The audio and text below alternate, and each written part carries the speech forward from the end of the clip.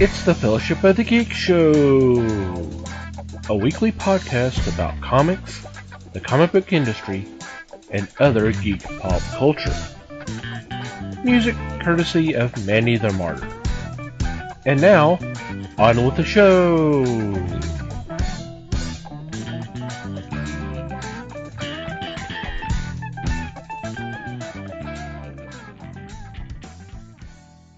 Hey there, everybody. It's the Fellowship of the Geeks podcast. My name is Thomas Chick, and joining me for this episode is Mike Marlowe. Hey, gang. Les Webster. Hello, all. Unfortunately, no Liz Newman. She's a little under the weather, but she will be back with us next week. And get well soon, Liz. We'll miss you. Yeah. How are you guys doing? Okay, I guess. Missing Liz. I hope everybody's doing okay out there. So, wow. What's been going on in your corner of the universe? This should take no time at all. Oh, even less because I don't really have that much. I was out of pocket basically all weekend, honestly, up until like noon today, which we're recording on Monday this week for a change. Yay. That's our planned recording day, and we don't always do that, but we actually managed it. And like I said, I've been out of pocket all weekend. The only thing I watched was something I wouldn't really recommend because it started out as a documentary about the pulp writers of the 30s and 40s, and it turned into a friggin' commercial somewhere along the line, and it weirded me out, so I'm not really going to recommend it. It's very strange. Fix it and forget it. Woo-hoo. Yeah, I don't know, man, but so that's really kind of all I had time to do this week because just super busy doing other stuff, unfortunately. Very boring. Okay, Les, your turn. Well, let me ask this first. How did it turn into a commercial?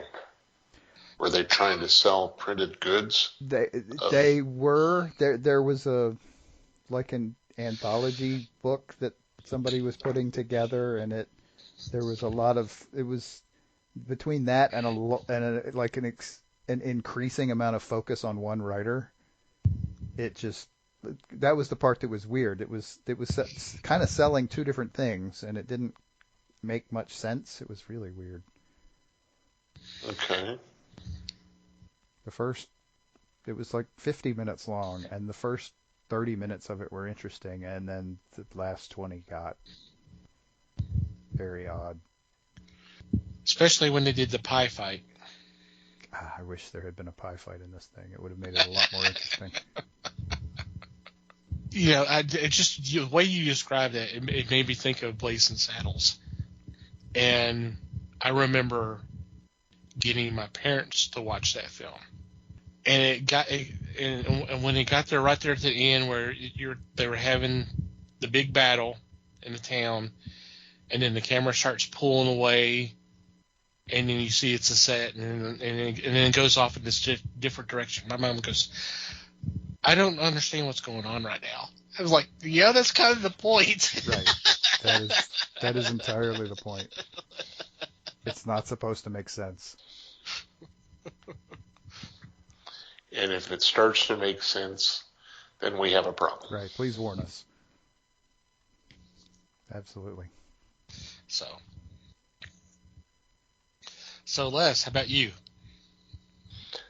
I'm in pretty much the same boat. I will say that I've got a little tied into watching Craig Ferguson interviews again, and I'm just so sorry the man is not on television anymore. The man knew how to hold an interview. He knew how to hold his audience and the interviewee. And that's a pretty tricky thing to do. But he had a hold of everything. He knew exactly what he was doing. He knew when to look at the camera and smirk, or make a funny comment, or make some inane statement that would make the guest laugh. Definitely made the audience laugh.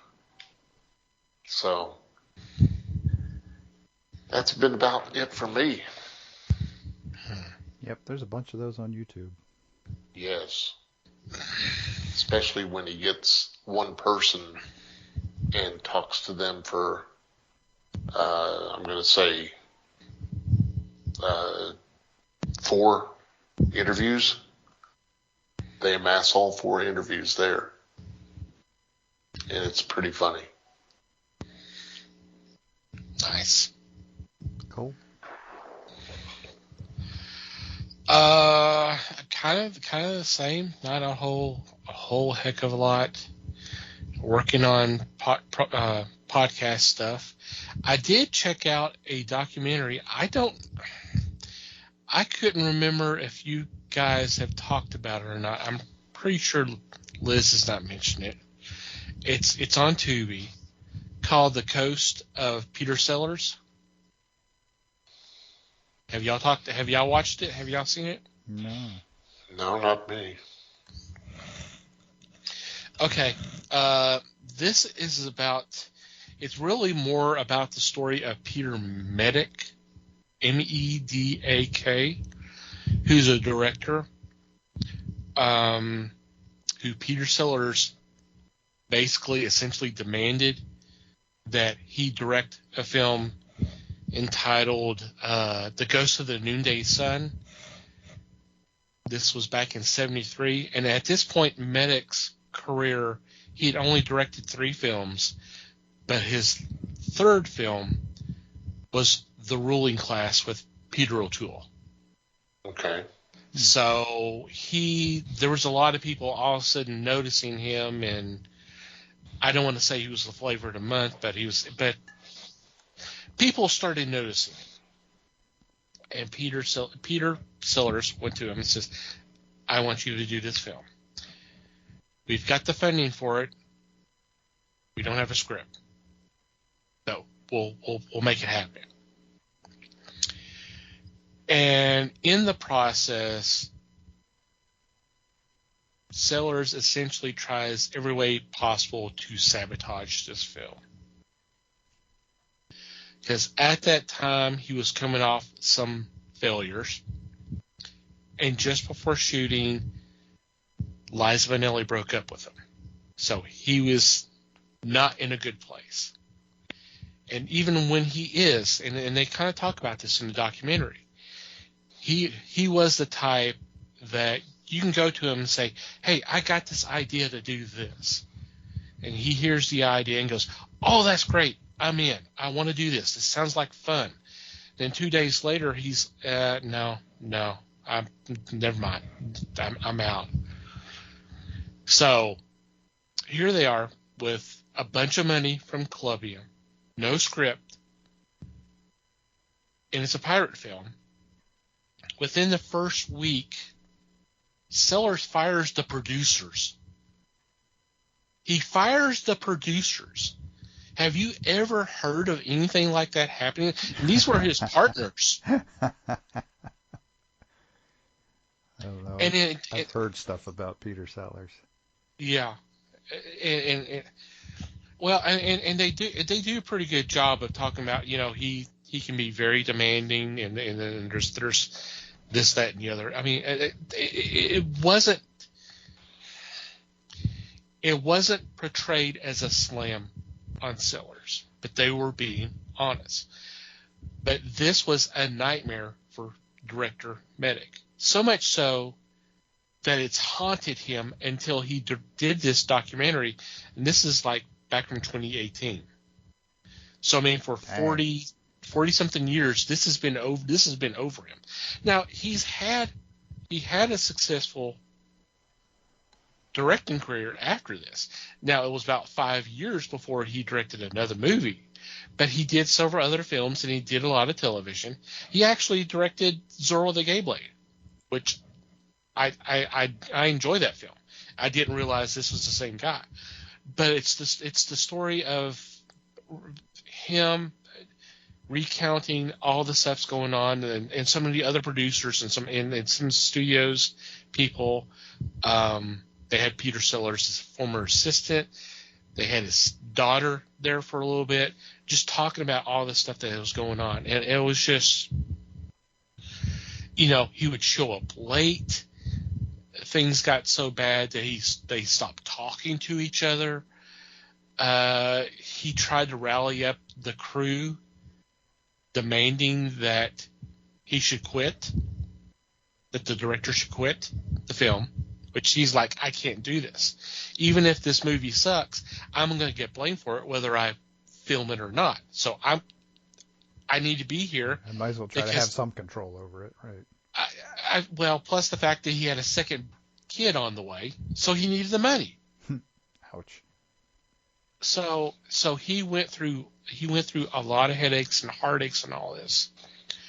They even went so far as to bring Spike Milligan, who was a good friend of Sellers, to come on, was actually writing the script on set as well as start filming the scenes. And then there was even times where the two of them bump heads. So Milligan's not talking to Sellers, Sellers not talking to Medic, and you're going, what the hell? And this also starred Tony Franciosa, who is a good friend of Sellers, until this movie happened. It got so bad that they stopped talking, and they said they wouldn't film scenes together. Well, guess what? At that point, there was 20 pages left of script, and it was mainly their two characters together. Yikes!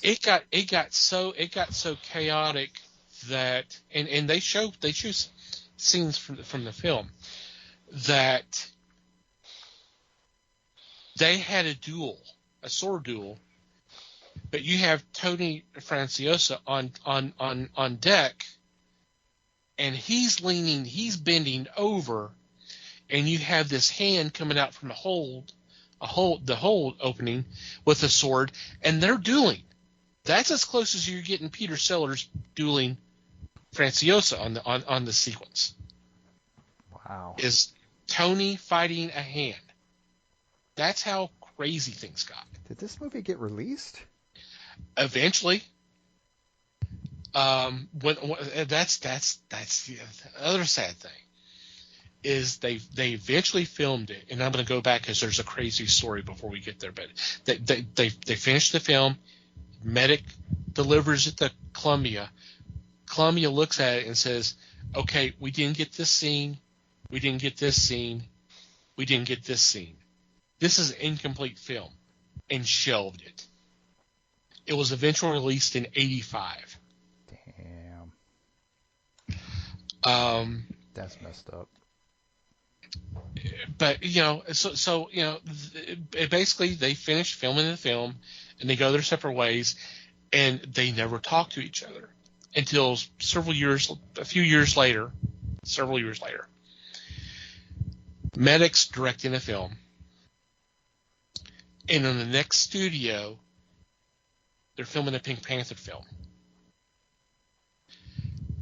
And next thing Medic knows is he's getting this tap on the shoulder, and happens to be Peter Sellers' driver friend, that kind of thing. It says, Peter would like to see you. And Medic, he's okay. Yeah, whatever. I don't want to see him. He didn't say that. He just went back to doing his work. A couple days later, there's another tap on the shoulder. This time it's Sellers himself. He's like, my boy, I sent for you. Why didn't you come? And Meg's going, because we weren't talking. Oh, don't be silly, boy. it was you and me against all of them. He's like, Peter, there was a point where it was you against me. Oh, no, come on. It's okay. Here's what we'll do.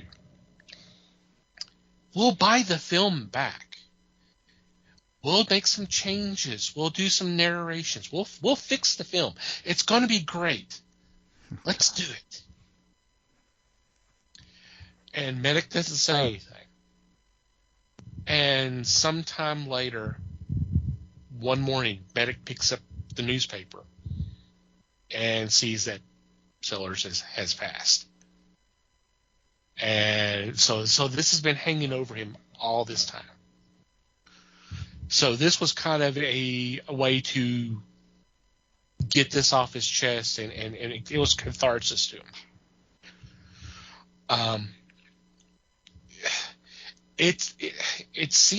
The thing is Cass was kind of interesting. Obviously, you got Sellers, who played a cook, who killed the captain of the pirate ship, and became the captain.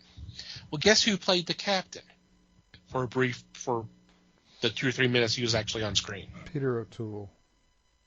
Peter Boyle. Oh, wow. Okay.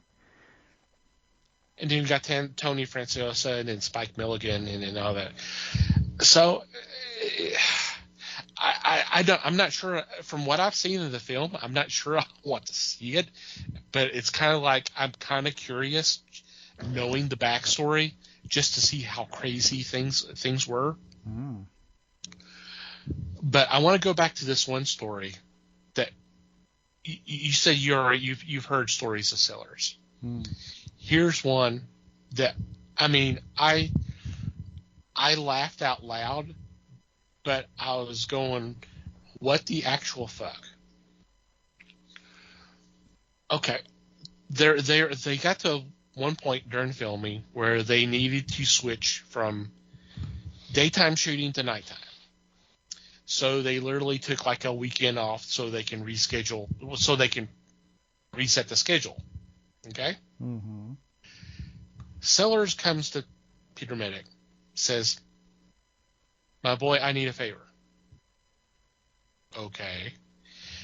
I have to shoot this commercial, and I want you to do it. It's just going to be me, Spike Milligan, and this other actor who's on in this movie. It's just going to be the three of us. And Medic's thinking, okay, I'll do this. He'll owe me a favor. Maybe he'll be more accommodating and things can go more smoothly. Spoiler, it doesn't. Mm. So he agrees, and they start shooting this commercial. It's a commercial for cigarettes. And the whole thing is, and I still don't get this. Sellers is dressed up as Clouseau. And then it's him and these other two guys. They're breaking into a gold vault that happens to be located in some kind of aquatic area because the film was being shot in Cyprus. So they arrive in a boat. Go up to where this vault is. And I forgot who does it. It's got to be guy number 3, and I'll tell you why. You'll know why here in a minute. He sticks the pack of cigarettes up on the claxton so the bell won't hit the alarm. Okay? Mm-hmm. They break in, grab bars of gold. Spike Milligan is wearing one of these vests where you can be able to stick the bars of gold in. Okay? Mm-hmm. And they start to escape. Sellers and the other guy jumps into the boat. You already know what's about to happen. Spike Milligan jumps in the boat as well, but of course he's got gold on him, so he punches a hole in the boat and starts sinking. That's the commercial. Okay. Right. Here's the thing. They were getting to the point where They were going to film the scene where the cigarettes are removed from the klaxon, and that's when the alarm goes off. So medic tells Sellers, okay, in this scene, you'll just reach up, grab those pack cigarettes, put them in your pocket. Sellers says, I can't do that. Medic goes, no, it'll be simple. It won't be any trouble. You can do that. No, you don't understand. I can't do that. I cannot grab those cigarettes. And he's going, wait a minute. It's not. I don't understand why this is difficult. It should be easy for you to be able to do that.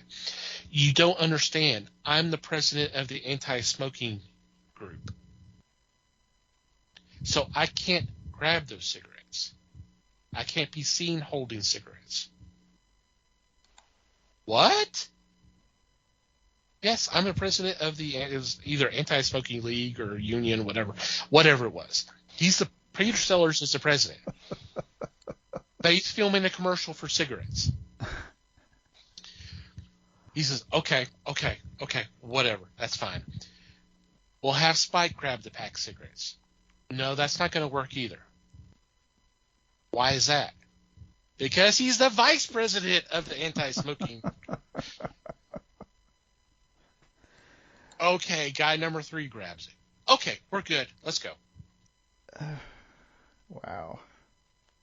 You're the president of the anti-smoking league, yet you get this. He got like I think it was either $25,000 or 25,000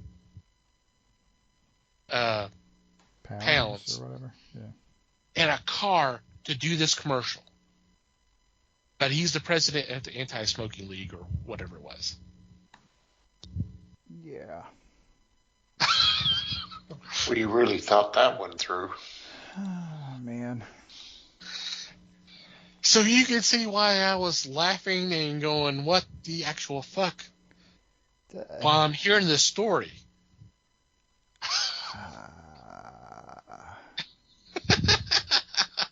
I swear to God.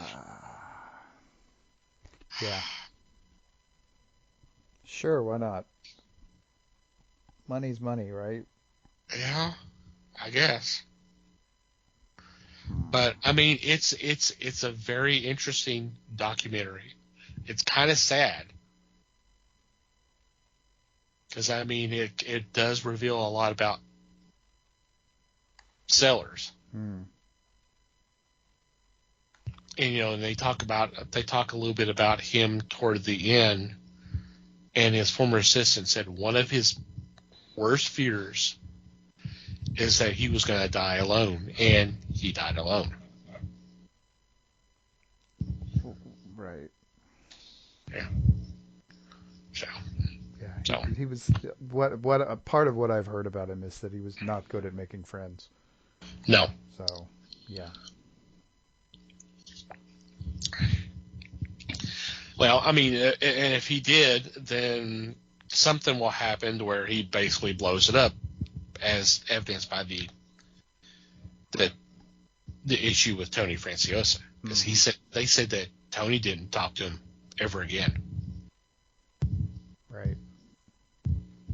And they were supposedly really good friends until this film. Right. So it's really interesting. It's kind of sad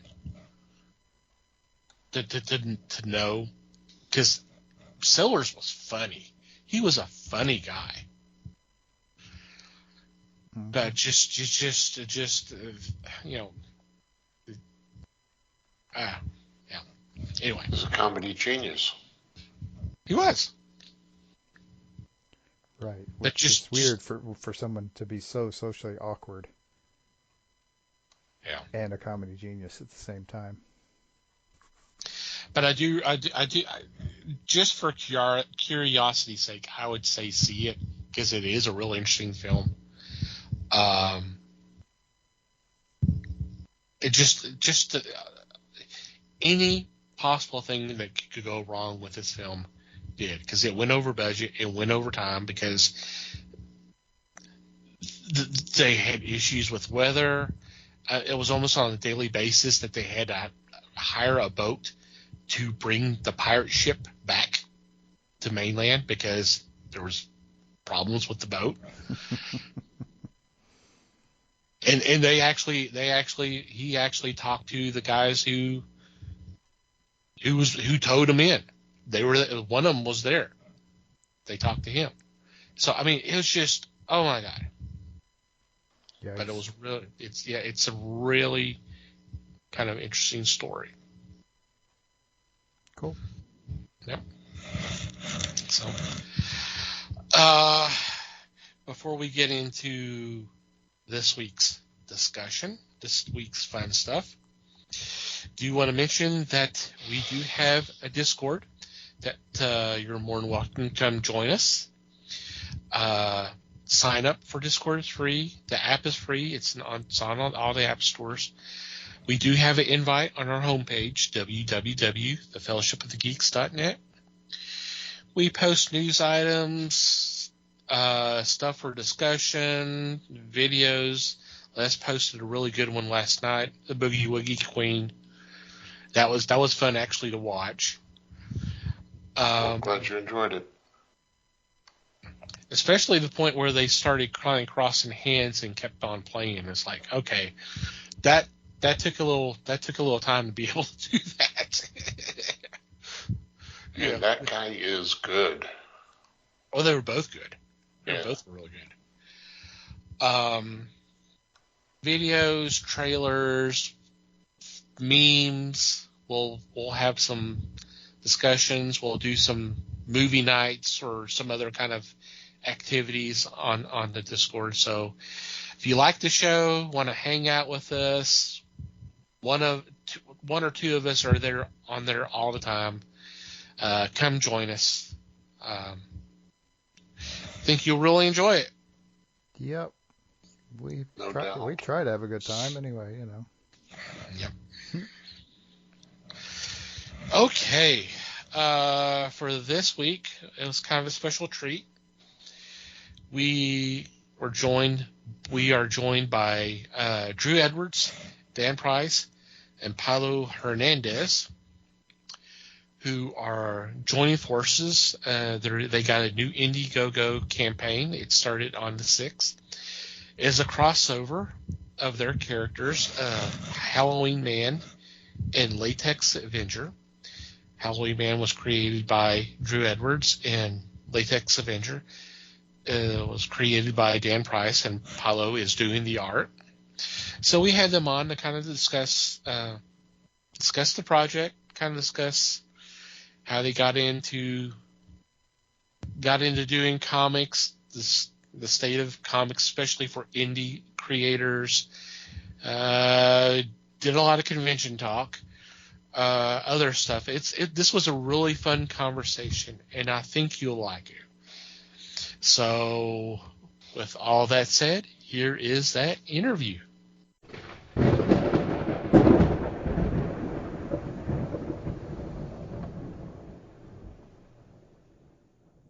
We are here with Drew Edwards, Dan Price, and Paulo Hernandez. Yeah, Apollo. Paulo. Okay, I just want to make sure I got that wrong. Got that right. I'm sorry. Yeah. It's going to be a long night, guys. It's gonna be good. It's gonna be good, yeah. We know it's going to be good now. It's been kind of a stressful day, so I apologize for that. Who are here with us to promote their new Indiegogo campaign, Halloween Man meets Latex Avenger. And this is a one shot, right? Or is this It is one and done. All right. He says with pride. Well,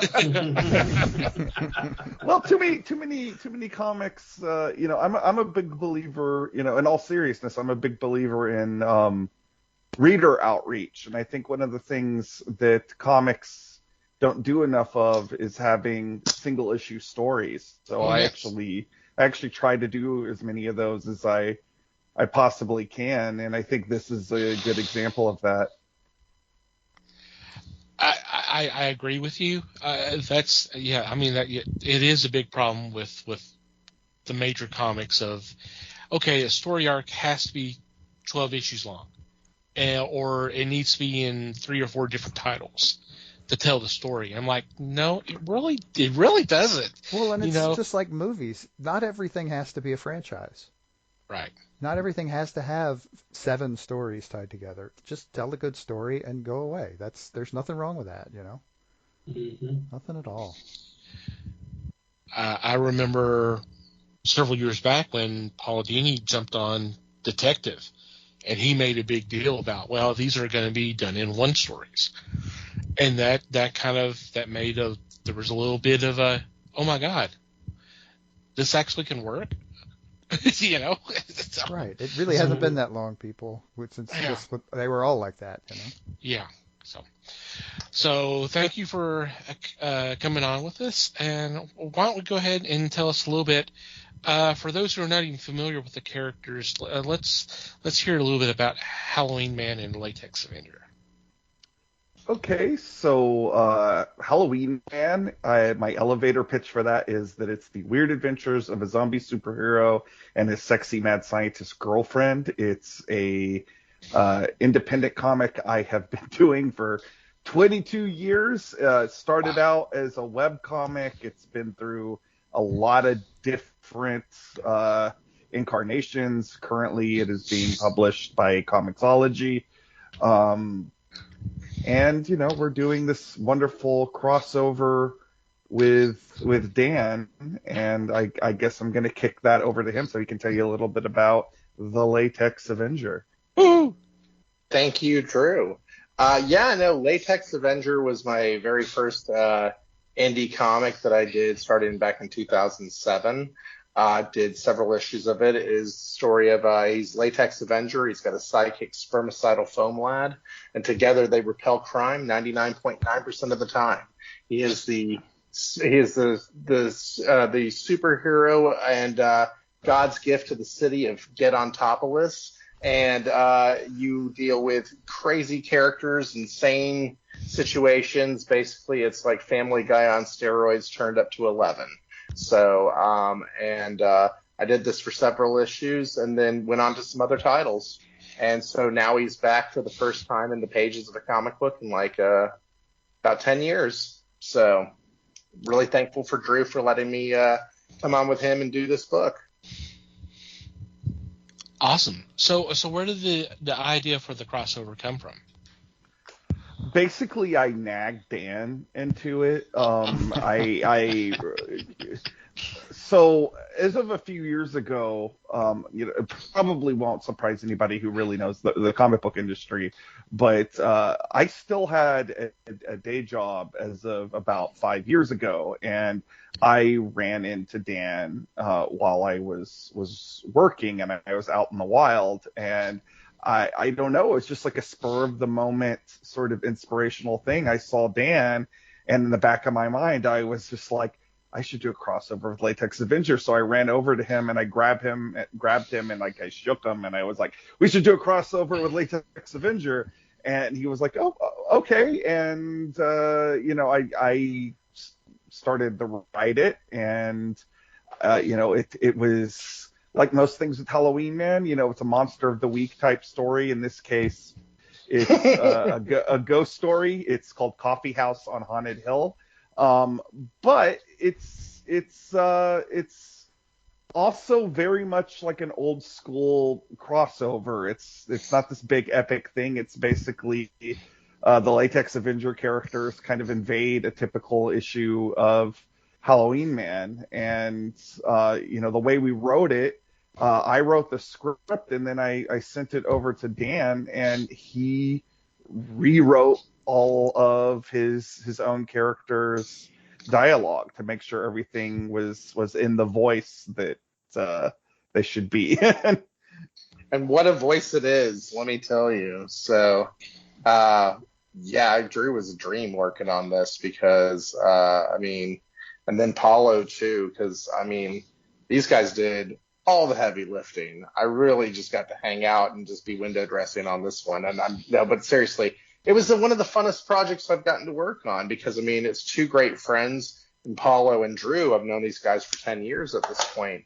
And, Drew came up with just a really awesome script, and it was just fun because it's like, back in the day when a sitcom would like try and spin off something, and so they all of a sudden you'd see like the main family in there for like half a minute, and then the rest of the time it's the people coming in. Yeah, it's kind of like that because like except they're in there more, but it was just like all of a sudden my characters are in a Halloween Man book, which is so bizarre to me.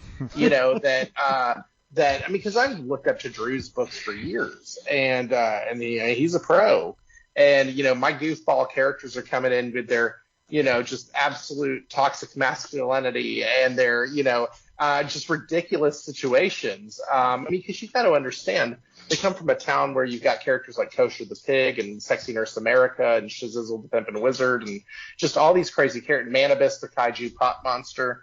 And so, and to be able to go into the world of Halloween Man, where these are great characters in Solomon Hitch and Dr. Lucy Chaplin Science Starlet. These are amazing characters. So I don't know. I feel like my guys are getting leveled up for an issue, instead of just swimming in their own filth. So it's pretty funny. What are you talking about? They class up the comic. Well, Halloween Man has been missing people with rubbers as masks. That's what. Yeah. That's been you missing can't all go. these years.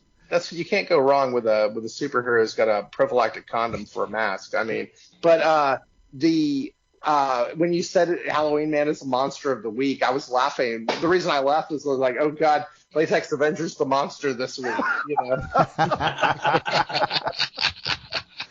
Well, he's been meaning to talk to you about that, Dan. Yeah, right. There is a villain in the book. They actually do have to, topple the villain at the end. So, but yeah, that was funny. Good times. Originally, Dan was going to draw it, and actually he did draw several pages. But then the pandemic happened, and we had all kind of moved on to different projects, and Dan started working on the world famous Bigfoot Knows Karate, and he didn't really have time to draw it, so we had to find somebody else, and both of us immediately thought of Paulo because again, we are all good friends, and we looped him in, and I got to say he's done some career best work. In fact, I'm looking at his cover right now while I'm talking to y'all, and I'm just enamored of how cool it is. Yeah. Paulo killed it on this book. You there, Paulo? Yeah, I'm here. Thanks. Yeah, man. Appreciate it. He's just sitting back listening to all the kind words. Yeah, Well, yeah. I mean- I'm trying to get over the blushing. Yeah, Paulo, I think the question of the moment for you at this point is, are Drew and Dan like this all the time? Yes. Oh, that's not true. I was an absolute. Can I cuss on the show? Absolutely. I was a complete asshole a couple of days ago, so don't No. say that. No, that's not true. No, it's been awesome working with these two guys. Like they said, we've been friends for like 10 years, so it was just us getting together and jamming out a comic, and it was great. Like from when they first gave me the script, and they gave me the opportunity to draw it, which was pretty awesome because I love both of their comics. I love all the stuff that they have, and because I'm a big fan of indie comics, and when I would do the conventions, I'd always see them there and promoting their stuff like Halloween Man and Latex Avenger, and later on Masters of the Obvious and some other stuff with them. And it was amazing stuff, and I couldn't believe that I'm going to get to work with these guys on an actual comic book. And I had done work with Drew before, drawing some stuff for Halloween Man, which was really cool by itself. But it was like maybe 3 or 4 pages of a story, and that was it. So this was my chance to like actually do a whole comic, and I tried my best, and from what I can tell, I knocked it out of the park with this one. So. You did great, dude. Yeah. Awesome to hear. So, tell us a little bit about this. What was Bigfoot Knows Karate? What was this about? Sure. Yeah, no, Bigfoot Knows Karate is a project that I came up with. Originally, it was going to be a comedy set in the Latex Avenger universe back in when I came up with the idea in 2015. Mhm. But as I moved away from the comedy and started drawing this character in a whole different art style, very brushy, very grungy character around 2017, 2018, started developing this idea for this book. And during the quarantine is when I actually got busy and started working on it. And so it's the story of a gentle cryptid warrior who lives in a world where anyone can be the hunter and anyone can be the prey at any given time. Think Godzilla versus Kong meets Kill Bill with a twist. It's he is this Bigfoot. He knows karate. He goes up against Kung Fu Thulu, which is a Cthulhu who does kung fu, and that's the first issue for the most part. And put that up on Kickstarter back in October, and had a good run with that. And now currently working on Bigfoot Knows Karate 2, Born Under a Bad Sign, the second issue of that. So and you can find it on Global Comics. It's currently up there for free. So if anybody wants to read first issue of Bigfoot, go take a look at it there, or you can buy hard copies over at mephistocomics.com. So. Definitely want to check that out. It's a neat book, that's for sure. I did it with a gentleman named Casey Allen. He's my co-writer and editor on the project, and just couldn't be happier. Working with. He's just such a great writer. He's such a great collaborator on this. So really having a lot of fun with that project.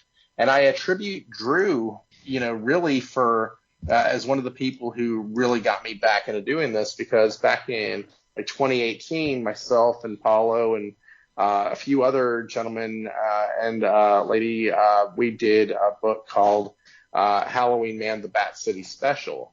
And originally I was going to do the draw this crossover, and it just kind of morphed over to the Bat City Special. And so Paulo did a few pages of a story, and then I did a few page story, and it was just all Austin creators working on an Austin comic, and we all got to work with Drew on that, and it was amazing.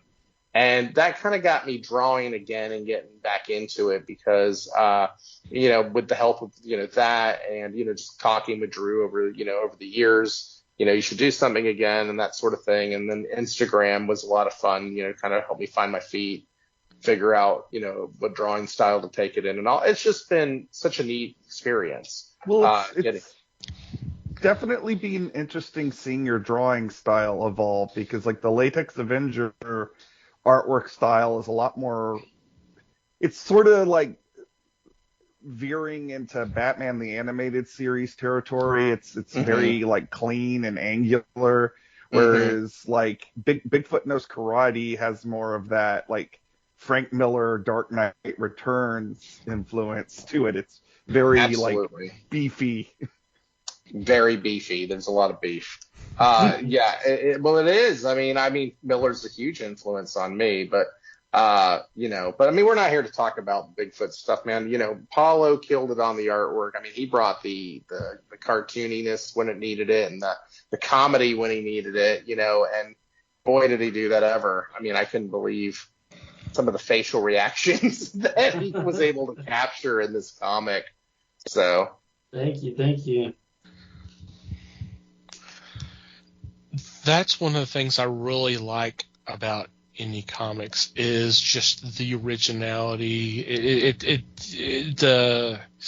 It's outside the box. I know I've already used that term before. I'm going to keep using it because that's what, and it's fresh. It's different. It's not the same old. That's something I love, the originality of it. And this definitely sounds right down my alley. So.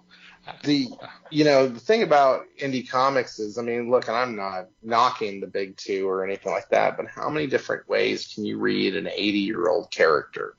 How many times are they going to die and be reborn? And how many times are they going to be possessed? And how many times are they going to have all the metal pulled out of their body and they just have bone claws or whatever it is, or may, turn into electricity and, whatever it is that happens to the characters. How many different ways can you read a character that's that old? I mean, like comics are the stuff of legends and the myths and mythology of the modern age, but there's so much room for new material, and I feel like when all you have at the cosplay contest are a bunch of Deadpools and Harley Quinns, it reminds me that there's so much more out there. Mm-hmm. There's so many more great unusual titles that give them a shot. That's what makes indie fantastic, and I sometimes think people lose sight of that. Right. Definitely. That was my preachy soapbox moment. Sorry, guys. No, that's okay. Okay. We usually have about 3 or 4 of those an episode anyway, so that's all All right. right. It's not a Yeah, problem. that's pretty much standard operating procedure around here. So you're Bang that drum for indie comics. Yay! I'm all about it. And the funny thing is, the one who usually does the most rants is the one who's not here with us. Well, But I Dan did- is happy to rant Okay, that's in their place. Absolutely. Let's go. Give me a topic. Let's go. We'll just rant. The state of fast food hamburgers. Do you really want me to do this? I'll tear that subject. No. He will. I will, as the pickiest burger eater known to man. You better get my burger right, damn it. And that's anyway, so.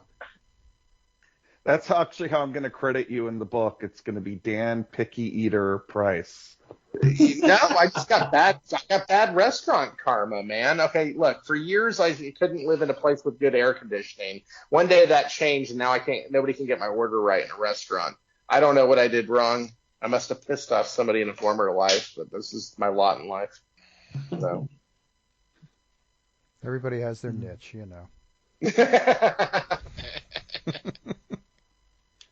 I think dovetailing off of what Dan was saying about comics and not hamburgers.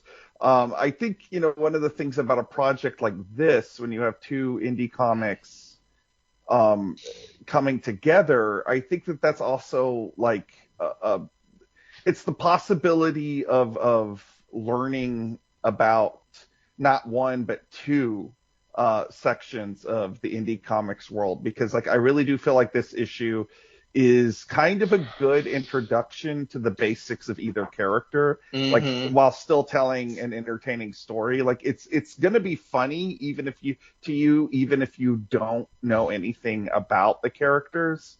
But I think you can come away from this and go, well, I want to learn more about this Halloween Man guy, or I want to learn more about this Latex Avenger guy. You can do that. And the nice thing is on the Indiegogo, we are actually offering back issues as perks. Nice. Including the Bat City special, which is something that both Paulo and Dan have name dropped a couple of times, because it's a project we all worked on together previously. And it was a lot of fun. I mean, that was a lot of fun getting to work on.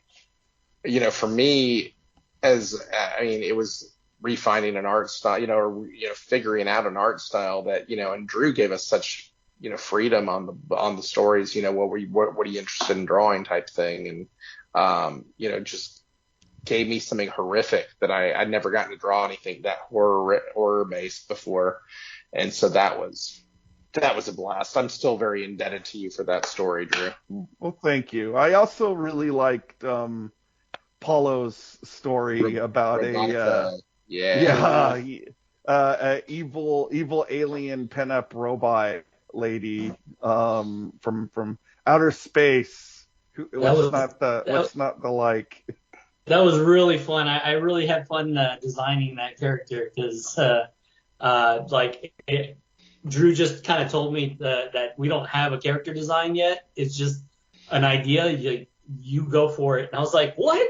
I get to design a character that's going to be in the universe of Halloween Man? Like that threw me through a loop, and I was like super excited for it. So I got really excited, and I tried to design the best kind of character for that story. And I love it so much that I'll probably be pitching some ideas to Drew to bring that character back.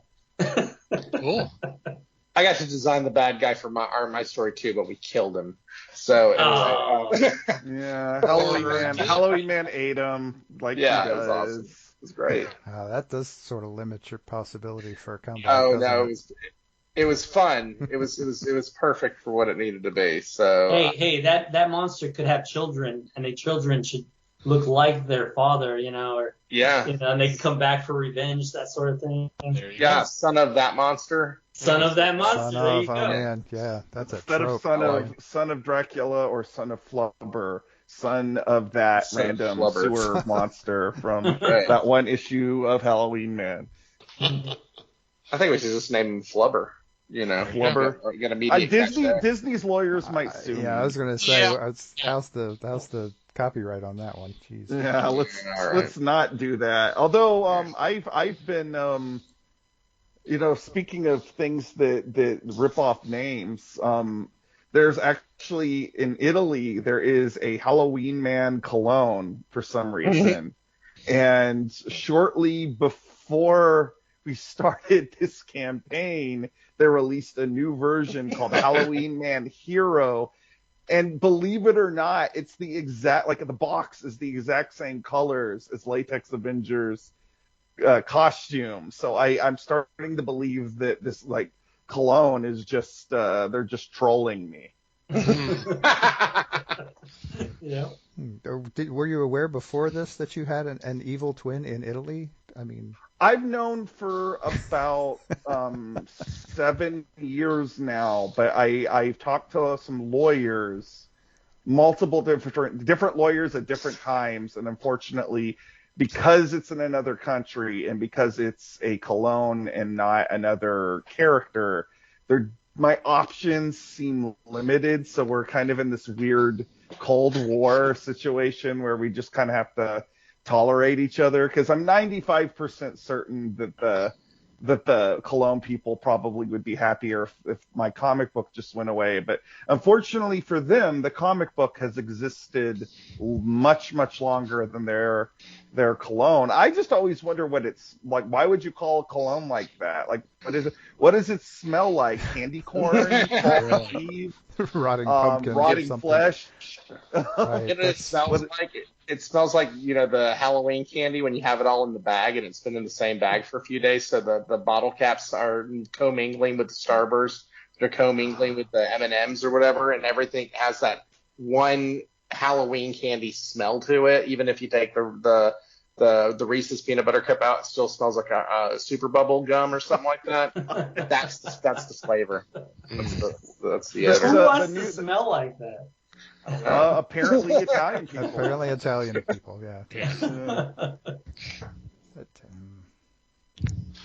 As long as they don't take your image. Oh God, well, yeah, that makes it a much more clear case. I mean, that's true. Absolutely. I don't think they would want the way my character looks. I don't know that they would think this is the look we want for selling cologne, because Halloween Man isn't exactly like Right. leading man handsome. He is a zombie after all, but He does have a quality, Drew. I mean, he does have buns of steel as Right. actual people. steel or No, he works out. He works Sure, out. the Runs. He does zombie power walking. You've never seen anything until you see a zombie do Pilates. I'm telling you. He's got to look good in those jeans, man. He's got a rep. It's the rigor mortis. It keeps them nice and firm. Dead men stay stiff longer. is it a yoga class or is it a buffet? How does that work? Yeah. You talk about using the image. I'm reminded here real recently. Someone brought it to Walt Simonson's attention that there's Thunder God beer, and they actually used an image of his Thor What? on the can. Right, Yeah, without if consulting him. With that consultant, if you go to like his Twitter page or his Instagram or Facebook, he has a picture of it, of him with a can of this beer. Damn. I am stunned Marvel didn't shut that down. Yeah. Well, stand by. Right. I'm sure. It's a matter of time, I'm sure. Yeah. I mean, they got Disney I mean, bucks behind them now, so. Yes. Yeah, I'm sure someone at Marvel. I'm sure someone at Marvel has seen that and has moved that up the channels. So yeah, that Disney's going to be owning a beer company here soon. Maybe that's what Halloween Man, the cologne, is waiting for. Yeah. He's waiting for Drew to like blow up and like offer for Drew to offer him like, how can I buy you out so that I can get rid of this damn perfume, this cologne. That's it, because like that's really what I want. Is I've always wanted to be a, what do you even call that? A perfumist, a fragranceur? Like what is that? What is somebody, a purveyor of colognes and perfumes? Like what would you call that? I have no idea. That's actually my dream gig, but they blocked me at that, so I just have to do this whole comic book thing. Oh well. Plan B. Right. It's good to have a fallback plan, right? I think my parents kept waiting for the longest time. My parents were always like, oh, wouldn't you be happier just being a manager of a grocery store? Or, wouldn't you be happier just opening your own meat market? Because I worked in the meat industry for years. And, my answer was always no, like I like doing comics. And it wasn't until, like, my parents are good people, but when I started winning awards, I think that like clicked something in their minds where they were like, oh, like he's got actual talent at this. People think he's good at what he does. And, like I think that's finally the moment where it became something more than a hobby to them. And, they stopped mentioning the fallback plan as much. But in fairness to them, I wasn't very successful at this until I was in my early 40s. So, like, I can see why they were maybe a little baffled by the whole thing. Please tell me they didn't call them or funny books. My dad does still call them funny books periodically. And like, the conversation I always remember is when this is a long time ago naturally, but when the Sin City movie came out, my parents went to see it, and then they came back, and my dad was like, I feel like I have a better understanding about what you do now. And I'm like, well, no, you don't, Dad, because that's a movie that happens to be based on a comic book. It's not a comic book. And like, I don't expect my parents to suddenly develop this gigantic interest in comics, but like that as comic book movies just become, more and more, and I enjoy a lot of them. Don't get me wrong. I don't want to come across like that. This is like, I'm too cool for comic book movies, because I'm definitely not. But like, there is a difference, and like as ubiquitous as nerd culture has kind of become, like, I don't think somebody that has seen, Thor Love and Thunder or whatever has any better of a grasp of, what comics are like or how they're made than an average movie fan. However, if the movies are gateways to some people, then that's great. Yeah. However, we can get them into reading comics. That works. Yeah. Well, I'm glad your folks have some have got some faith behind you on that, Drew, because my mom used to tell me, "Oh, I'm your biggest fan." Really, Mom? What's my comic book called? Rubber Man. No, that's not it. Never bothered to read it once. So only recently is she starting to give it a little bit of this whole comic book thing a little bit of credence. So good on you, Drew.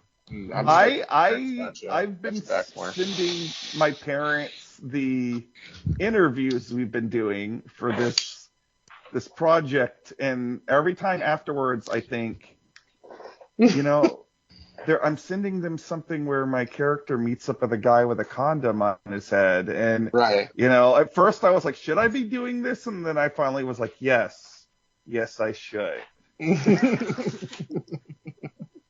That's all great, but I have a Hispanic mother, and she thinks that I'm just toying with the devil. The devil. Yeah. Oh, I didn't realize you were so metal, Paulo. Yeah, apparently that's I'm making deals with the devil or something by drawing and playing video games and all that. So Is the devil gonna fully fund our Indiegogo? hey, I hope so. That guy is famous. This guy is famous. Okay, that guy's He's got to got be that. loaded, He's got right? that Lord of Hell money. I hear that's The devil, his huh? gig. I've heard of him. He's got a lot of followers on like Instagram and TikTok, right?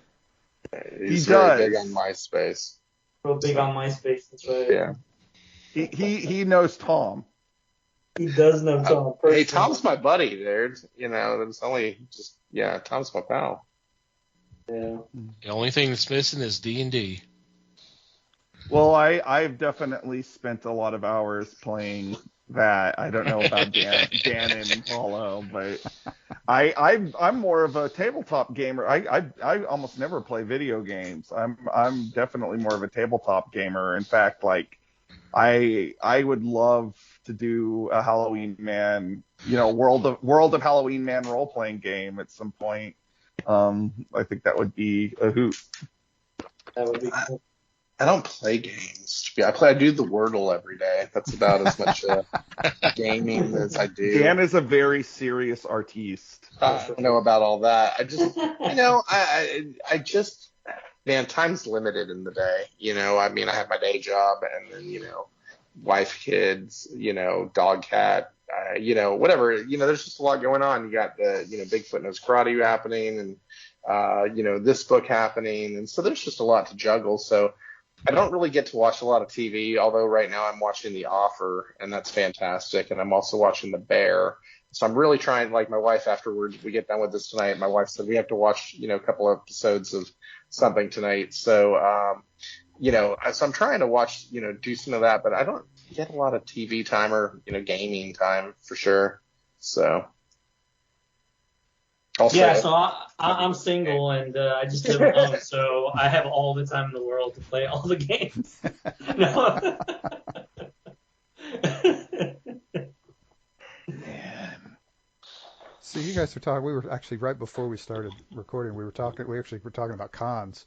You guys taking this to any cons this year or next? Do you have any plans? Baltimore will be the first time we actually have the issue on hand. At a convention. So like, you can check it out there, which will be cool. Yeah, but Drew and I will both be at some cons this month. And so if you're at the convention and you want to like take a look at what we've done previously with Halloween Man, Latex Avenger, that sort of thing, we'll also have QR codes on our tables so you can just back the book right there. So I'll be at Comic Palooza starting this Saturday. I think this Saturday I'll be at Comic Palooza. Saturday, Sunday. Drew, you've got an Anime Fest. Anime Fest coming up. Yeah. Yeah, starting on July 29th. So, Yeah, and then I'll be at Casa in San Antonio on the 30th of the month. So we got a couple things going on there, we'll have this book will be in Baltimore with us because he and I will be tabling together in the Baltimore at that old Baltimore Comic Con there. So really excited for that show too. Yeah. If you think we're funny on a podcast, wait till you see the two of us in person. Oh yeah, there's we have all of our props. You have to have props to do proper comedy, right? Like Carrot Top. And Yeah, props don't really work well on an audio podcast, so you should see me right now. I'm like holding a tennis racket and the squirting flour, but you don't know that because we're on an audio situation. So anyway, that is pretty cool, though. yeah. Hey, you could even be wearing a condom on your head. We would not know the difference, Hey, Actually, you don't know. he is wearing a condom, but not So on his not head. right. Yeah. Did you ever see the old what was his name, Howie Mandel, when he used to put the rubber glove on his head and blow it up with his nose? Same. Yeah. Yeah. Yeah, that's what we're doing right now. Yet another reminder of how old some of us are. But anyway. Sure. Hey, And then I was watching the Keystone Cops, see, and then James Cagney came in, anyway, so. I don't know what you're talking about. I'm 22 years old. Right. Drew's parents will be listening later. Oh, Cagney, I don't know. So, I don't know. That Buster Keaton, he's a hoot. I'm just saying. He is a hoot. How old do you think my parents are? No, I don't know. My dad personally punched Hitler in the nose. My mom spit on Mussolini, anyway, so. Yeah, no, we're not actively making fun of your parents, Drew. I promise. No, I didn't. I didn't figure. Active. Mr. and Mrs. Edwards, nothing but love. My mother is a saint. A saint. Right.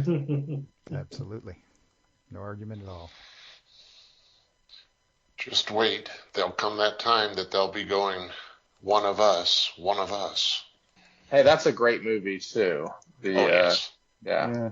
I saw that at Austin Community College was doing a showing of it one night, and we went and watched that and Dracula.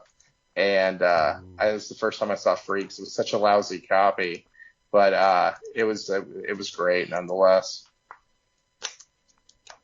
All right, it's a little odd that this is the second week in a row on our show that the movie Freaks has come up in conversation. Yeah. How are y'all driving these conversations? We're going to have to talk about Freaks one way or another. That's what y'all are saying before the show, right? So. Yeah. You'd think we had a Freaks agenda, but we really don't. I promise. So, turning this back towards the project itself, like we're currently we're almost to our second week. I don't know when this is going to come out, but we're currently we're just veering in towards our second week of funding. We're about halfway funded already, which is great. But the other thing about indie comics, versus the big two, like every fan counts. Like if you just come in and you back for $1, that's great. If you back in for $200, that's also great. But, every fan counts. Like if you like seeing this kind of stuff that's like offbeat and quirky and funny, this is your way to vote with your dollars. Yep. Right. It's a much more active participation kind of situation than it would be to buy a DC comic, for example. Yeah, like we don't have Disney or Warner Brothers backing us. We are just a bunch of guys in Texas who have some moxie that we're trying to put this thing out. And one thing, you can go to a comic book store and pick up, the latest issue of whatever from DC or Marvel, but what we're going to give you is a lot more than that. We're bringing a new characters to the table that y'all haven't seen before. But, the cool thing about, Indiegogo, Kickstarter, things like that is, all the perks that come along with it. If you're backing, the regular edition cover that Paulo did, that's awesome and beautiful work, or then you can do a deluxe edition as well that has one of the variant covers. And, in the deluxe edition, we're going to have things like, those original pages that I drew that you can check those out. We're going to have, we're doing a Draw This in Your Style contest right now, and the winner gets a variant cover, and then the other entries will hopefully make their way into being pinups in the book. And so we're going to have some really great fan art pieces of Halloween Man and Latex Avenger.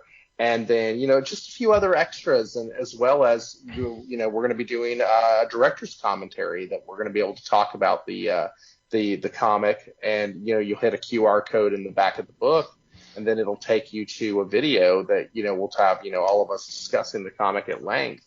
And so that'll be a lot of fun as well. These are things you don't get in your average comic book from, a Marvel or a DC, that sort of thing. So, give it to indie comics for innovation. We're always trying to come up with something new and something different and unique. We'll have, some extras else, that you'll get in the comics as well, stickers, or if you order different things, you'll get like a mini print with it. So there's, some cool stuff, that'll be available to our backers that you'd never get at a comic store buying off the rack. It's true. Plus, I'm working on a really cool mini print, other than the other mini print that I did as an homage to Clerks. The first one, so I drew the characters from the comic in the same pose as the cover for Clerks, which I thought was really cool. That's cool. Nice. But in addition to that one, I'm also working on another mini print that's really cool. And that'll be in the perks as well. So, a lot of cool stuff you can get. Yeah, that is the cool thing about it and that's why we've done our best to support what we can in that regard, because there's just so much stuff that a lot of people will never see, unfortunately, because they're not paying attention to places like Kickstarter and Indiegogo to look for comics, because, I don't know, they haven't just had the genius idea, or nobody has pointed them in that direction. And I mean, it's one of the things we love to do around here is shine some light on those things so that people can join in the fun, We appreciate you letting us shine a little light on this, because we definitely, every time we do an interview like this, we're potentially reaching, a new audience, new fans, and who knows, like one of these characters in this comic might be your new favorite. You never know. Yep.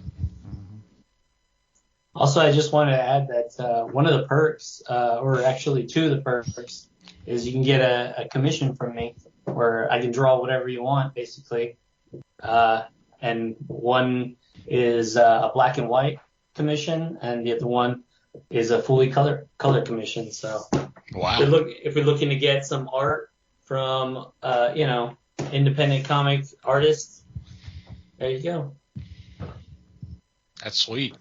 Mm-hmm. Right. You can get your favorite Deadpool and Harley Quinn cosplayers drawn. There you go. Yeah, yep. It all comes full circle in the end. Yes, it does. That is so cruel. Hey, I'll draw it. If you, I think you would draw a put it down, terrific I will do Harley it. Quinn. I have no doubt.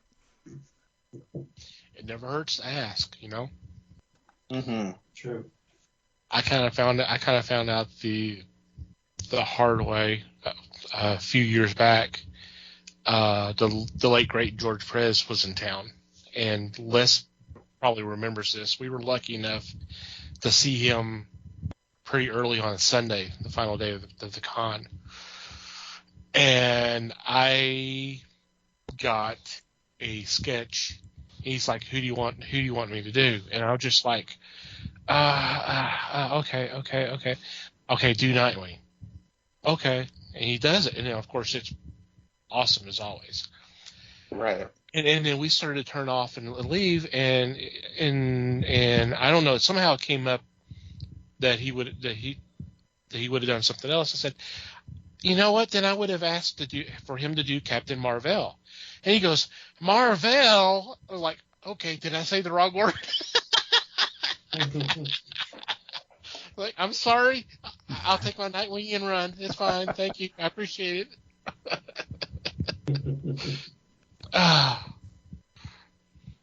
So, if you are interested, other than obviously Indiegogo, I would say also find us on different social medias, because we're going to be posting about this for the next month or so.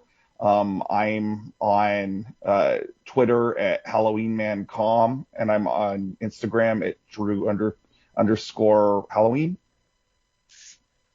And you can find me on Twitter and Instagram both under Danomite139. That's DANOMYTE139.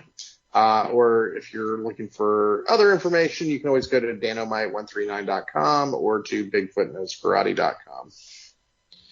And we'll have all that in the show notes as well. And thank you. Yeah, definitely. Paulo, what about you? Where can we find your stuff? Yeah. I was about to ask. You can find me on Instagram at Paulo JHDZ, or you can just go to my website, which is www.paulojhdz.com, and there you can find all my stuff, and you can check out some of my art. See, I like that you did the same thing I did, Paulo, because I was like, what's the best URL to use? And I'm like, just the social media handle seems fine, you know? Yeah. Yeah, I don't know. Look how wise we are. So Smart wise. guys. It's all about the branding. Yep. Mhm. Oh, it is all about the branding, for sure. I mean, I used to, at conventions, I used to give away condoms with the Latex Avenger logo on them. So, it's all about the branding, for sure. You Yeah. know, and that's going to get people's attention. Oh, it got a lot of people's attention. I don't know if it was all positive, but I got a lot of attention from it, that's for sure. The coolest moments are when people would come over to you on a Friday, pick one up on a Saturday morning, thank you. That was a good feeling. But when the time that I got called like godless, soulless, all this stuff, that was one of my favorite moments for sure. But that all made it into a comic book. I ended up doing an issue of Latex Avenger called Wrath of Khan. And it all takes place at a comic book convention. And so all the little stories that took place in it were all strange things that happened to me at conventions, just with the volume turned up. Like I got into an argument with Virgil from the WWE. No, he didn't kick the shit out of me. But, but we did get into the argument, or like there was a situation with a bear one time. It's a long story, but it's all in the comic. And yeah, I mean, just draw, write what you know, right? And so these are things that definitely happen. So put them in the book. Just tapping into your own experience, that's all. Absolutely. Nothing wrong with From that. my, other experiences that I had, I was a Bigfoot who did karate too, but I can't talk about it too much here. So, Right, the statute of limitations is still going on that one. Sure, we're working that out still. Yeah, it's all lawyer talk right now. So. Mm-hmm. Stories are always fun. Absolutely. No, there's there's some of the best some of the best stories that I have from doing comics take place at conventions. I mean, there's not a lot that's happening just sitting over the art board, right? Right. But like the time that somebody I know got me connected to meet Adam West, and get to spend some time with Adam West in the in the green room one day. That was one of the coolest things that ever happened to me, because he was such this Batman. You can't see, we're not on video right now, but in my office right behind me is a giant Life magazine poster of Adam West in the Batman gear, and he's my guy. And so to get to spend 10-15 minutes with Adam West, just sitting there talking with him, that was the best. That is awesome. Yeah.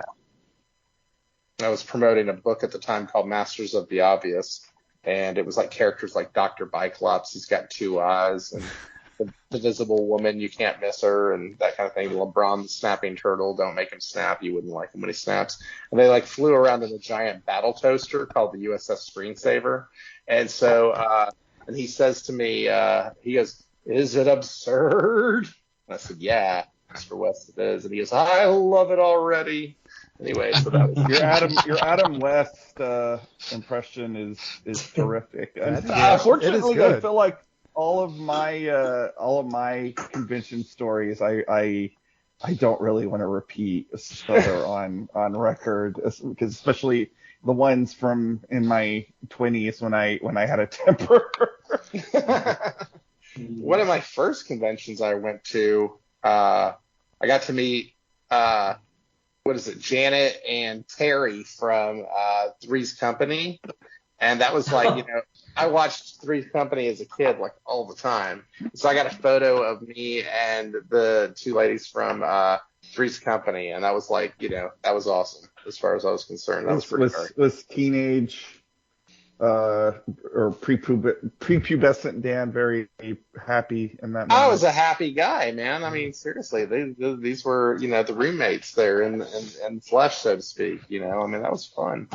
That was a fun experience. So they were really nice. That's cool. Awesome. Yeah. I have stories too, but I spend most of the time at the table drawing.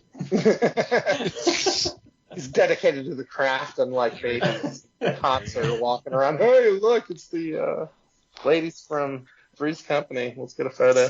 So I do have a story I can share now that I think about it. I was, my parents finally started coming to conventions a few years ago, and my mother actually sat at my booth for a bit, and she's a kindergarten teacher, and she's a very demure Southern Belle type. And she was there with my wife, and my mom kept seeing the people, because it was an anime convention, because I do a lot of anime conventions, and she kept seeing furries, in their quote unquote mascot, animal costumes. And my mom was like, "Oh, they're so cute. They're so cute. They're so cute." And, Jamie, my wife, she asks Jamie, my wife, like, "What's the deal there?" And my wife kind of begrudgingly goes, "Well, those are furries, Mrs. Edwards." And she was like, "Well, what's a furry?" And Jamie slowly starts explaining what a furry is, and I got to see my mom's like face suddenly drop, and because I'm sure my mother had never conceived of such a thing, and like it was a pretty comical moment. But I love the absurdity of conventions. Like as much as I've been kind of like, ragging on cosplayers and the whole thing, like I think conventions, like what went during the heart of the pandemic, like when conventions were not happening, I really missed them because there's just a weirdness about conventions that you can't get anywhere else. They're singularly exhausting. Like it's tough being on like that, but like I just really missed, spending some time at a booth and being around the masses of unwashed fandom, and it's kind of cool to be coming back with that and having some new stuff to promote. Right. Yeah, I think the thing that I miss the most of conventions is being around so many creative people, and I love being in spaces with a lot of creative people, and I made a lot of really good friends going to conventions. Case in point, Drew and Dan. And I loved hanging out at conventions because it's like the ultimate like group hangout kind of event where we go out and we plan things and we go to after parties and we hang out, we talk shop. We talk about all the things that we love to do, and it's pretty awesome. It was. I'm not gonna lie. I need to get back on the con circuit. I do miss it. What I missed about conventions was overpriced con food that had no flavor and But no, I hadn't done a convention since like 2014 when I went, and did what we did Hill Country Comic Con, Drew, a while back. And I hadn't done one in years. And so coming back to it all was just so different. I mean, I've been out of comics for so long. I mean, the Kickstarter was just barely a thing when I left. And so having to kind of learn all that stuff, and then, the conventions were just, I don't know, those are always kind of the same, I suppose, but there was a lot of new faces, that was for sure, meeting all these new people and seeing what everybody was doing. And it was just great to be back at it. And then, going to AwesomeCon in DC, that was just, I'd never really done a convention out of Texas, so for me that was just a whole ton of fun to get out of the state and go meet a whole new audience, and that was really great. And then back to Houston, in just a few days, for the big Comic Palooza show down there. So excited to see how that goes. That was always such a good show for me back in the day. So hopefully it'll go well. Yeah, hope so. Thank you. I miss the cons as well. For a few years, I was actually running a comic book store, so I was working there all weekends. So I obviously didn't have a chance to go. Unfortunately, the shop closed down, and I was able to finally make one convention, and I was getting ready to go to another one, which was AllCon, and that was the weekend basically lockdown hit. And I was like, oh, God, you got to be freaking kidding me. I was looking so forward to going. And the pandemic hit, and it's just like, okay, well, someone just has it out for me, I guess. I don't know. But I if you don't mind, I want to share one. We've already talked about cosplay a little bit. This is actually from AllCon. Les will probably remember this. It's from several years back. Sunday is their superhero day, so they were doing a superhero cosplay contest, and we were in the room kind of watching all the contestants and all that, and there were some nice costumes and all that. And I remember at one point I kind of looked back at the back of the room because out of the corner of my eye saw some people come in, and in this group was this one guy who was dressed up as Joker, and it's the guy who he goes to all the conventions. He's always doing Joker, and he's pretty good. But I saw her come in and kind of stand with their backs to the wall, kind of just watching what was going on and all that. And the guy who was doing the MC, who's a friend of ours, was asking questions and that kind of thing. And this one contestant had made this comment. He said, "Have you ever noticed that you never see Bruce Wayne and Batman in the same room?" And without missing a beat, the Joker says, Have you ever noticed that you never see me and Jesus Christ in the same room? And, I mean, the floor. I mean, the entire room just lost it. That's good timing right there, man. Yes. So I mean, between that and then the whole thing with this group of Germans who were in town, they were doing a documentary. Was that correct, Les? You remember that? You're right. I remember that too. They were filming a documentary, and they were focusing on this one girl. She had done the Star Wars costume contest the day before. She was dressed as Princess Leia. So this time she's doing Wonder Woman, totally store-bought costume. She didn't do anything with this. And one of the qualifications in the contest is you need to talk about your character. She knew nothing of Wonder Woman. She just pulled stuff out of the air. It was mentioned and all of that. And I was going, oh my God, I'm face palming myself. I'm like, okay, whatever. Well, come to find out, the person who won, and she totally deserved it. She was a Green Lantern, but it was kind of like a butterfly Green Lantern. I don't know if there is one or not. I don't remember. But I mean, had butterfly wings and all that, but she was a Green Lantern, and even had the symbol light up. So nice. She did some work. She did. It looked great. She won. Totally deserved it. The Germans went after all the judges, complaining, thinking that the Wonder Woman should have won.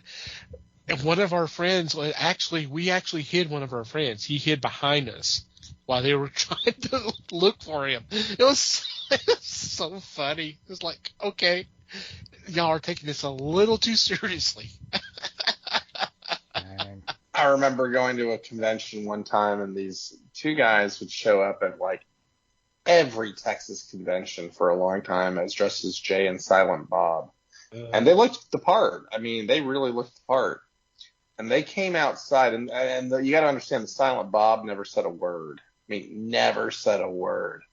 Well, I'm outside the convention one day, shooting the breeze with somebody, and you've never seen two more irate cosplayers in your life as they came out angry because they wouldn't accept them in the cosplay contest because, like, the shirt that they wore or whatever was like store-bought. They didn't make it themselves. And man, this Silent Bob, he never said a word. And he was the loudest Silent Bob I've ever seen in my life, as he just was so angry about the cosplay contest. I felt for him, you know. I mean, like, you know, not for long, but it was cool. But I'll never forget the angry, yelly, screamy Silent Bob. Here's to you, man. I hope that the cosplay Noisy Steve is his Noisy name. Steve. Silent no more. Yeah. What was the one Kevin Smith movie where Silent Bob actually goes on like a fairly lengthy tirade? Is that That was Chasing Amy. That's Yeah, Chasing Amy. Yeah. That was good stuff. Like, Yeah, that's a It's great movie. one of my favorites. Yeah. Yeah.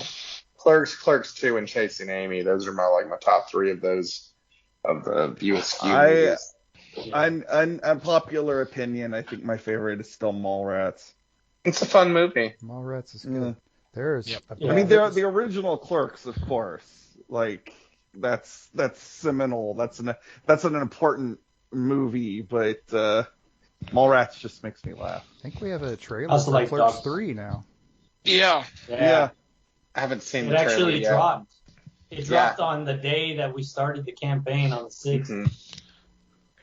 I was holding off on watching the trailer because I want to go in fresh on this one. I don't want to have any expectations because I love those movies so much. I mean, Clerks, like Drew said, it's an important movie. I mean, it is for our generation, that's for sure. Mm. So, Well, and it certainly, inspired people because it's a no budget movie that he did with his friends, and I think that that's sort of the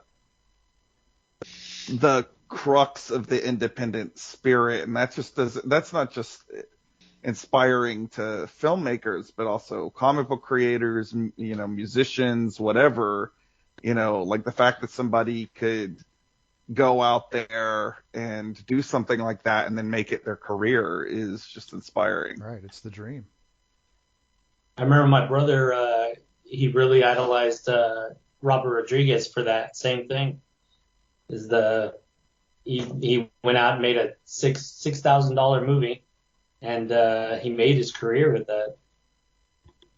I actually think I saw him the other day. Like, it's my third Robert Rodriguez sighting since moving to Austin. But we were at a restaurant, my wife and I, and if the guy wasn't Robert Rodriguez, he was an excellent look-alike. But you see him around town, Yeah, once in a while. you can't mistake him. Like, he has a very distinct look. Yeah. I should have slipped him a Halloween Man comic and gone, "This is your next movie." Right? Yeah. I'd be surprised to see him in sweats and a beanie or something. Yeah, to be sure. Well, like I said, this is my third Robert Rodriguez sighting, but I've never been 100% sure that it's him, but I'm 95% sure each time.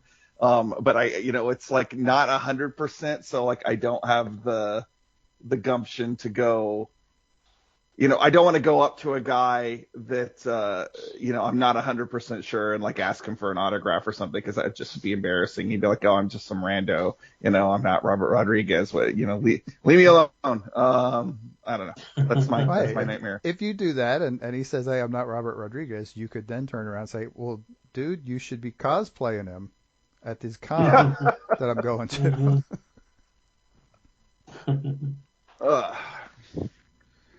So, I think, speaking for myself and Dan, I think in a second we're gonna scoot so you guys can get on to the next part of your show. But anything you guys want to say in closing? Other than keep up the good work. Yeah, no, thank you so much for having us on tonight, and we appreciate the the time and just the great conversation for sure. It's having a blast working on this comic. I mean, like I said, get to work with your two good friends, that you've known for years on end, whose work you really respect, and that I mean, that's the dream. If anything, that you get to work with the people you care about and get to do something that's interesting and unique, and gets to revisit material that you haven't gotten to, characters you haven't gotten to touch in a long time, and just and that's a lot of fun. And just the state of indie comics right now is really in a good place, I think, with things like Indiegogo, Kickstarter, Zoop, crowdfunder. It's allowing all of us to reach a new audience. I know I definitely have over the last year. And, just really grateful for what's happening, with this book and, other projects I'm working on, and just, being a part of this community. It's really a pleasure. So to anyone and everyone who's supported any of us, during our march through the indie comics maze, thank you so much for that, because it really does mean a lot. Awesome. Yeah.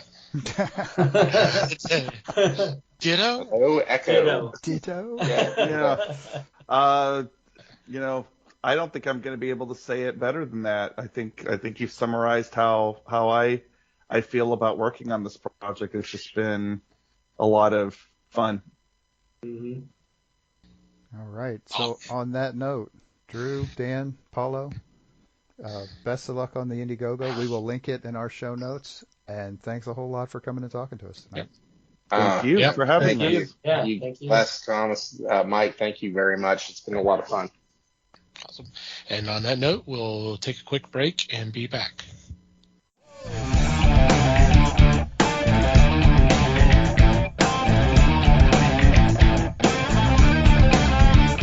And we're back. It's time for Geek News for You.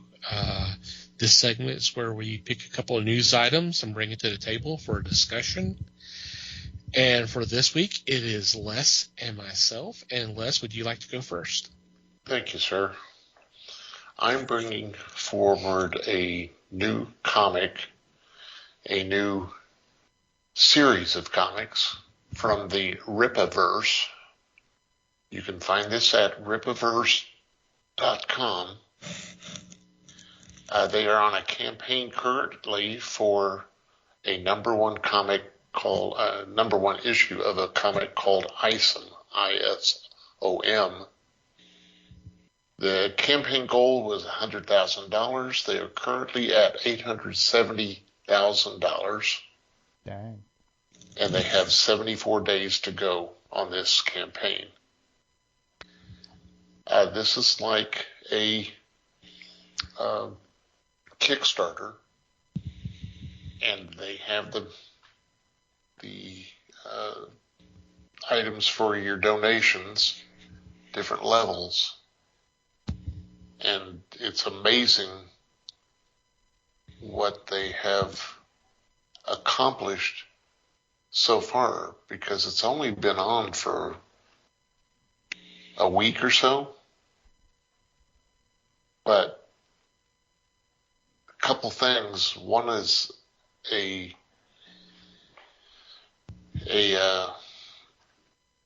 issue. It's sold out. They sold 10 of them. This was $5,000 for this item. And you can go to their site, find it, and just visualize, see what things have been purchased. Just like a Kickstarter, of course. The thing about Ripaverse is and I saw a clip about this. This is a new series from Eric July, and in their statement, they have an ethic for this Ripaverse. First on their list is respect the customer. They believe that too often the customer is just fed pablum, it's fed crap, and the reader doesn't want that, and they don't want to have to put that in either. They also worry about canon and continuity. And third is the comprehensive timeline. So it's not going to be something that's going to be just thrown away. It's not something that's going to not be adhered to. So I saw this on YouTube yesterday, and it was posted on, it said the 11th. So I've got a feeling that it was maybe I didn't read it right. It may have been the 11th of June,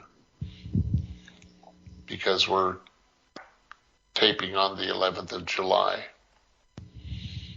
But I was really impressed with the attitude they've got for this, and I wish them well. I think it'd be a great item to fund also. So with our discussion tonight, let's give up money for left and right and just make sure these items, both the Ripaverse and the one shot, to come to fruition, and sit back and enjoy it. Interesting. Yep. Now, Thomas, you said that you noticed it the other day, or what? I saw some talk about it on social media. I don't know if it was earlier today or yesterday or something, but I saw something about it. Yeah. So it's being talked about, definitely. I think July is a local boy. I think he is from the Dallas area.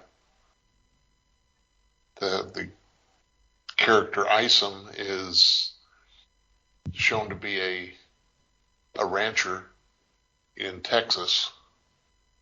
So Okay. I'm in on this. I think this is a great idea. Let's step forward and do something different. Okay. Yeah. All right. For my news item, this kind of raised eyebrow. This came out just a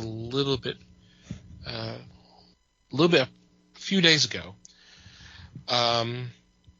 Says that China box office shrinks 38% in the first half of this year, and that North America regains top spot. And they're saying this has happened due to the fact that the lockdowns due to COVID, plus the fact that some of the North America films are not being shown in China, like Top Gun, Doctor Strange 2, and some of these others.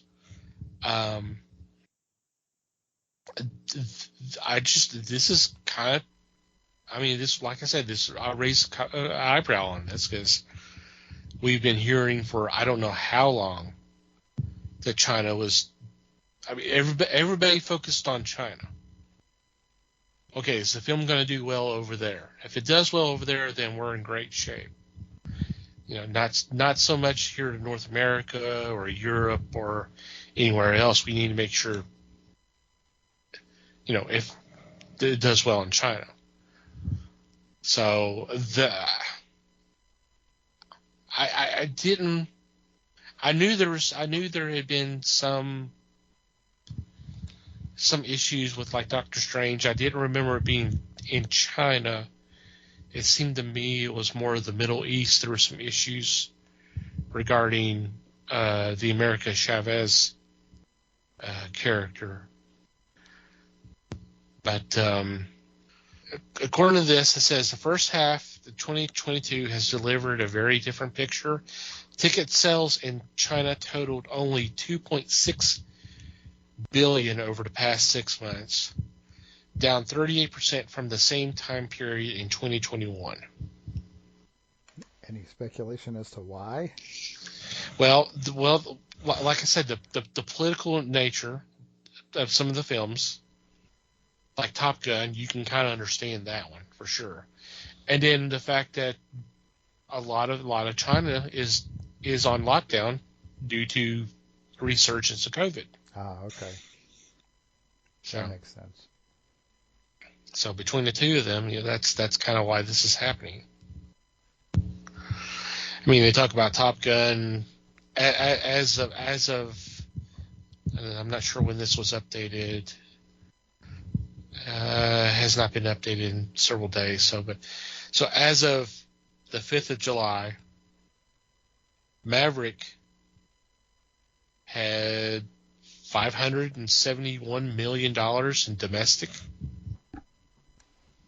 Or Doctor Strange was $410 million in domestic. So it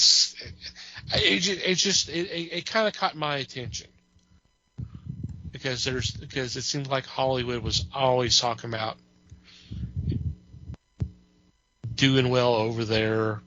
You want to go so far as saying catering the films to where they can be popular over there. I'm sure some of that has happened. It's a huge market. Yeah, it's a huge market. Yeah, you don't really want to piss them off because that's money being left on the table.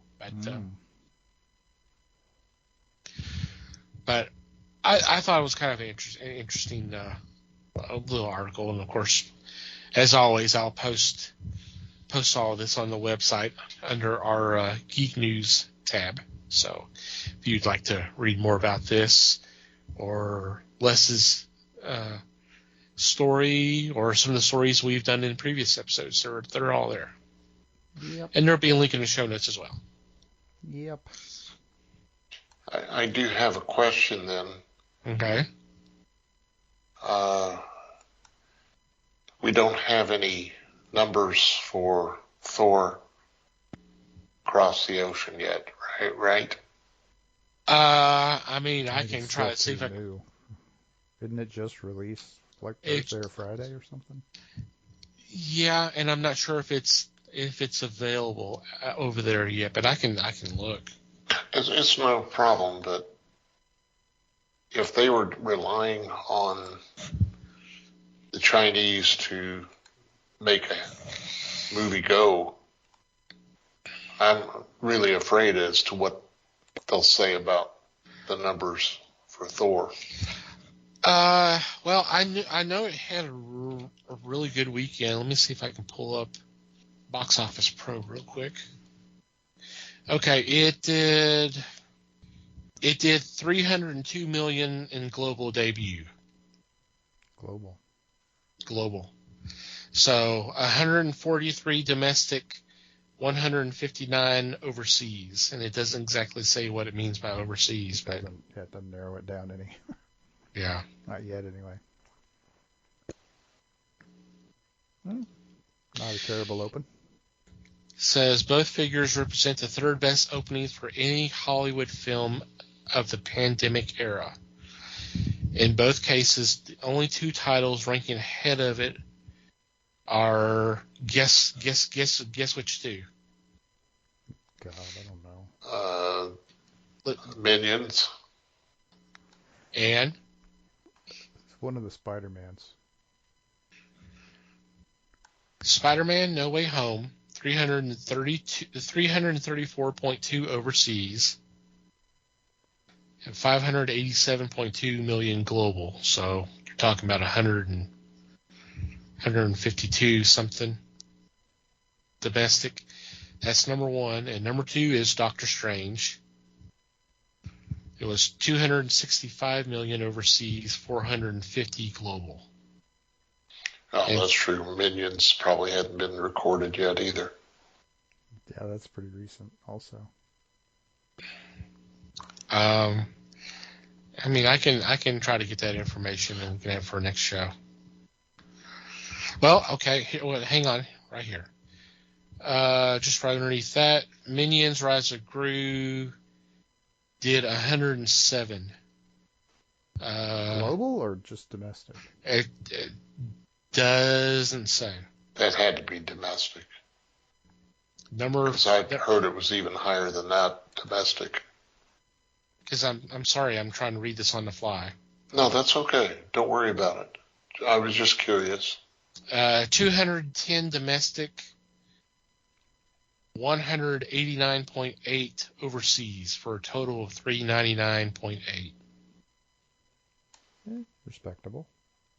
Yeah, I mean, if you want further breakdown, looks like 22 million in Mexico, 22.1 in the UK, 20.2 in Australia, 10.3 in Germany, 9 in Spain, and 7 in France. So I will definitely put this in the. I will get this to Mike, and we'll have that in the show notes as well. Yeah. For everybody to take a look at. I appreciate that. Okay. Any special shout-outs or mentions this week? Obviously, we want to thank Dan, Drew, and Paulo for joining us. Yeah, that one. That's a good one. Mm-hmm. We should shout them out. Probably. Go check out their campaign. Yep. It's going to be a hoot. And a half. Another shout-out to Liz. Get well soon. Hopefully, we'll have you back next week. Yeah, she's never going to listen to this. But anyway, yeah. She hasn't before, so yeah. Why start now? And to her family members who listen to this podcast, give her hell about it. Yeah, totally. First start. Because she doesn't get enough hell from us, so. Oh, certainly not. Anything else? Nope. Okay, we'll move on. Go ahead, Les. I'm sorry. No, nothing here. But okay. Thanks. All right. He was just breathing. He was just, okay. Well, we'll stop that. What? We will move on to our regular shout-outs. First, we want to thank Pop Goes the Culture Podcast Network for allowing us to be part of a great group of fellow podcasts. Definitely check them out. Link will be in the show notes as always. We also want you to check out the fine men and women who make up Potter and Family on Twitter, who've been so kind as to spread the word of the fellowship by retweeting our links. We really want you to check them out. And the best way to do that is go to Twitter and do a search, hashtag Potter and Family, one word.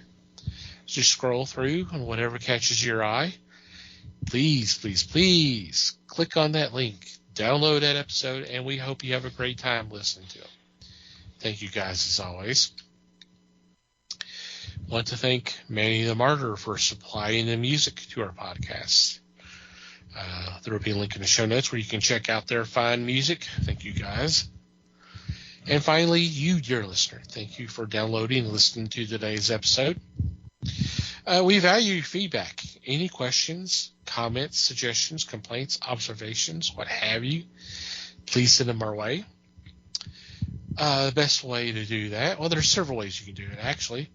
Our email address is email@thefellowshipofthegeeks.net. Or you can go to the website, go to the About Us page, and there is a contact form that you can fill out there. On Discord, we do have a channel specifically designed for feedback, so you can post your thoughts there. Social media, we are on Facebook, The Fellowship of the Geeks.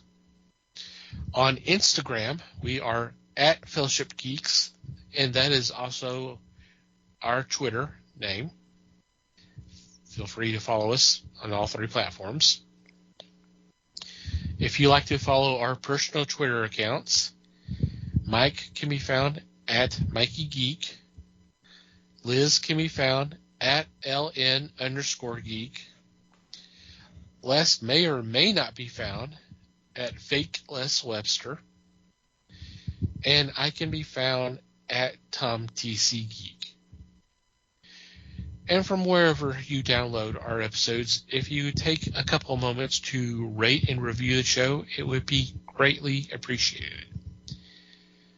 Anything else before we say goodbye?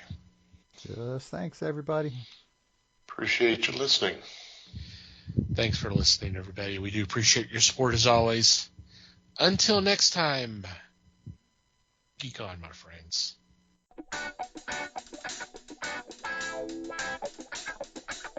We thank you for listening to the show.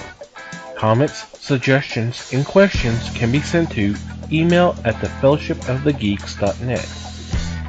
You can follow us on Facebook at The Fellowship of the Geeks and on Twitter at Fellowship Geeks. Until next time,